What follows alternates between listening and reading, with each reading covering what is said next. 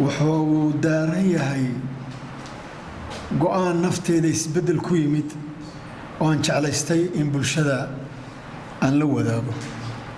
marka waxaan bilaabayaa shirkii jiraay sida aynu ka warqabno xanuunka coronavirus wuxuu haleelay qaar ka mid ah dhaqaatiirtan waxay isugu jiraan kuwa geeriyooday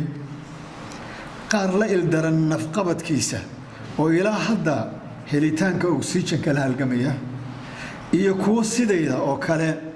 allaha weynu u fududeeyay oo si safmar ah uu ku dhaafo raggaasi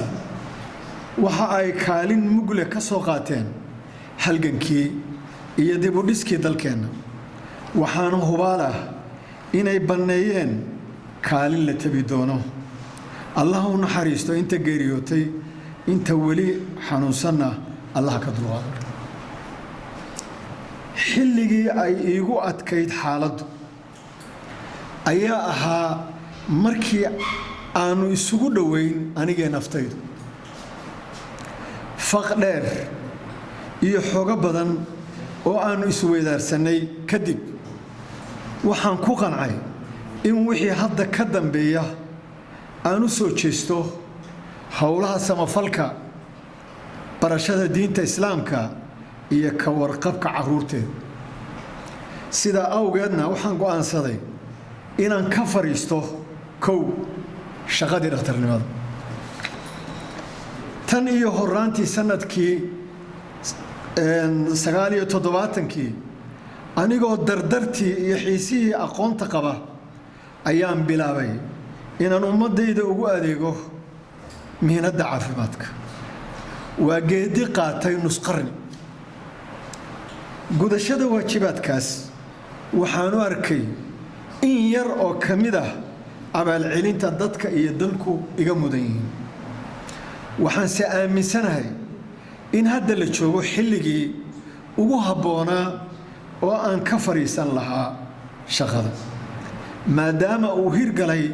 isbitaalka haldoor oo qalabay casri ah iyo xeeldheerayaal caafimaadi ka howlgalaan anigana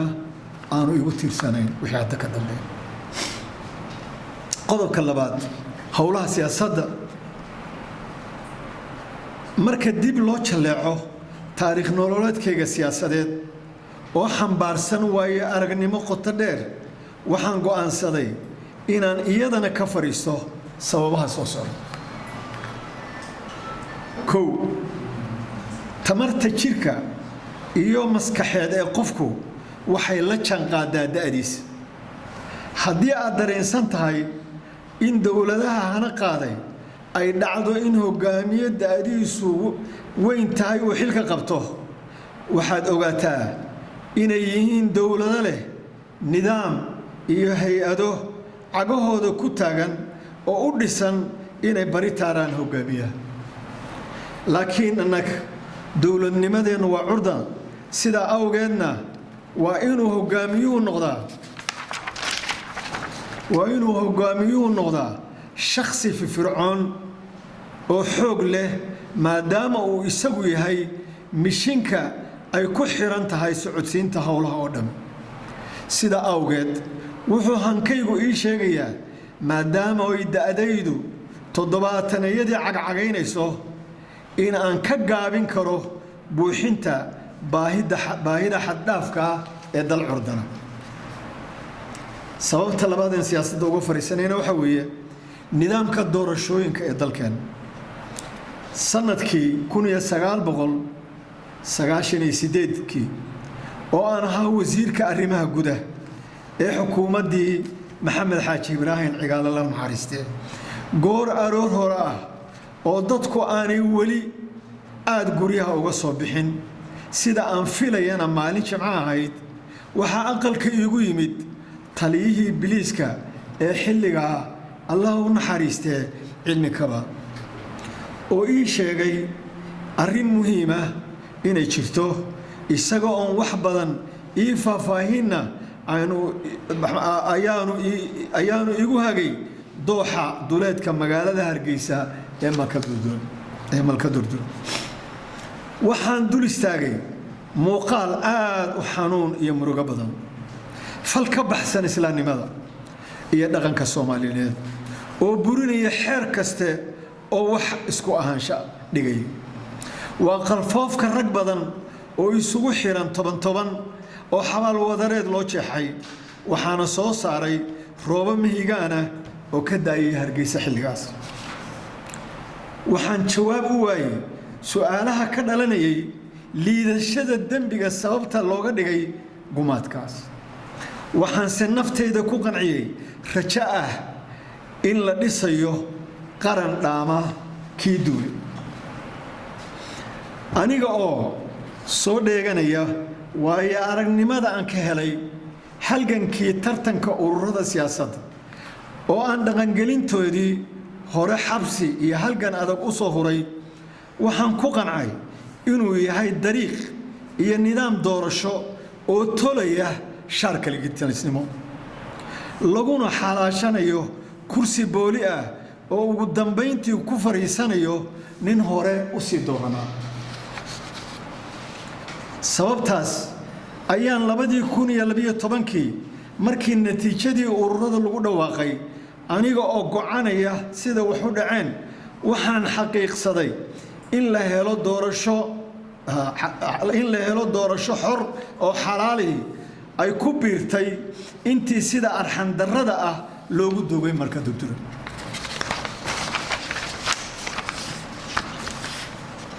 waxaan goobjoog ka noqday hay'adihii isdheelitiri lahaa ee qaranka oo dhammaantood dubba ay gacanta ku hayso hadba cidda talada haysa waxaan xaqiiqsaday in nidaamkani aanu wax badan ka gadisanayn kii ridistiisa aan ayada u soo galay oo inaad doorasho raadsataa ay marar abuuri karto in nafa ay go'aan taasoo aanan anigu diyaar u ahayn maalintaas dhawaaqaas kadib ilaa maantay oo 9 sano laga joogo mar kaliya kama qayb gelin hawlo siyaasadeed xisbi iyo ururtoona wixii hadda ka dambeeyana kuma tala joogo sababta saddexaad oo siyaasadda uga fariistay nidaamka dimuqraadiyadda ee aan dooranay dad inaga taariikh ilbaxnimo iyo dhaqan duwanaa ayaa nidaamkan dimuqraadiga ah u curiyay inuu xal ugu noqdo maareynta iyo xasiloonida noloshooda waxa aanay u samaysteen tiirar dheeliga ka ilaaliya iyo hay'ad damaanad qaadaya habsami u socodkeeda innaka ummadeennu waa reeguuraa danyara qabiilku lafdhabar u yahay jiritaankooda dadka inta ugu liidatana u gabood ka dhigtaan waxaan nahay dad muslina oo guud ahaan aaminsan xukunka samaawiga gumaystaha hortiis dadkaygu ma lahayn taariikh maamul iyo nidaam ay wadaagaan oo fac weyn kaasoo damaanad qaadaya cadaaladda iyo waxwada lahaanshaha iyo danta haddaba si nidaam tala wadaag ah oo uga hirgalo geygeenna waa inuu noqdo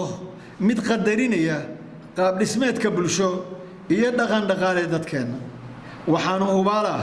inay dimuqraadiyaddu mari doonto jidkii uu maray hanti wadaagii kacaanka ee hore u soo fashilmay sida awgeed anigu kuma qanacsani durbaanada beenta ah iyo alalaaska ololayaasha aan dhaafsanayn sacabka iyo xiisaha maalintaas siyaasaddiina maantay ayaa iigu dambaysa inaan howlgalkeeda iyo ururadeeda iyo xisbiyadeeda iyo tartankeeda iyo waxeedo dhan waa jooji shakhsiyadeeda gaarkaa baan u jeesanayaa hantidayda si aan uga xoroobo mashquulka maadiga ah waqti fiicanna aan ugu helo cibaadadeyda waxaan go'aansaday in wixii hadda ka dambeeya wixii aan dhaqay iyo maamulkeeda aan ku wareejiyo ubadkay abaalka UK alle ayaa keligii mahad oo dhan iska leh waxaanse aanan ilaawi karin inaan xuso shacbiga ingiriiska iyo xukuumaddooda oo wakhtigii noloshayda iigu adkaa anigiyo ubadkayga noo fidiyey gargaar gobonnimo iyo bini'aadnimo maanta oo aan da'dii howlgabka gaarina ay sii wadista geediga noloshayda igala wareegayaan ubadkaygii ay iyaku waa UK fursad u siiyeen inay noqdaan aqoon-yahano buuxin kara kaalinta igu bannaanaatay qabyo qoraal buug si aanay u lumin waayo aragnimada aan ka bartay sooyaalka midabada badnaa waxaan ugu bishaaraynayaa dadweynaheenna inuu gabagabo marayo qabyo qoraal buug aan ku aruuriyo xogtaas kaasoo aan eegayn keliya aminta iyo taariikhda dhacdooyinka aan tiro lagu soo koobi karin ee aan goobjoogga u ahaa balse xambaarsan casharo iyo gorfayntooda waxaan ku faraxsanahay inaan nasiib u helay qoraa iyo saxafi hibadiisa ka sokow noqday shakhsi sida dareenkaygu yahay iga gacan siin kara inaan sida ugu quman ugu turjumo dhacdooyinkaas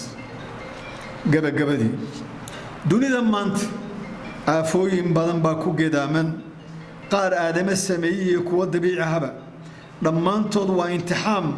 nala marinayo waxaan madaxdeeda iyo ummadayada kula dardaarmayaa inay midnimadooda ilaashadaan ilaahoodana u noqdaan anigana iigu duceeyaan jidka aan doortay inuu noqdo mid aakhiradeeda iyo dunidaydaba miro wanaagsan aan ka mataysto assalaamu calaykum waraxmatullahi wabarakaatu marka waa gabooso shakhsi caadi noqday walaa siyaasad walaa maamul walaa dhakhtar xafiis fadhiisan maayo waa rumaysan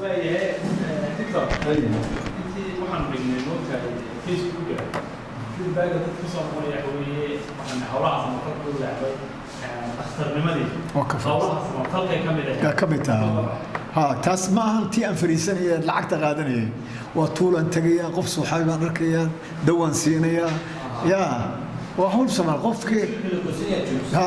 MRI baa iska bixin kari waayey waayo hantideeda wax yar baan rabaa inaan samafal ugu talagalo marka waxaas baan isku mashquulinay wax hadda ka dambeeyo yaa inaan yaa okay hada okay ayo wala iga dhigto dadka gaboose dadku waxay isweydiinayaan dhakhtar buuxa dhakhtarnimaduna hawlaha samafalka ka mid ah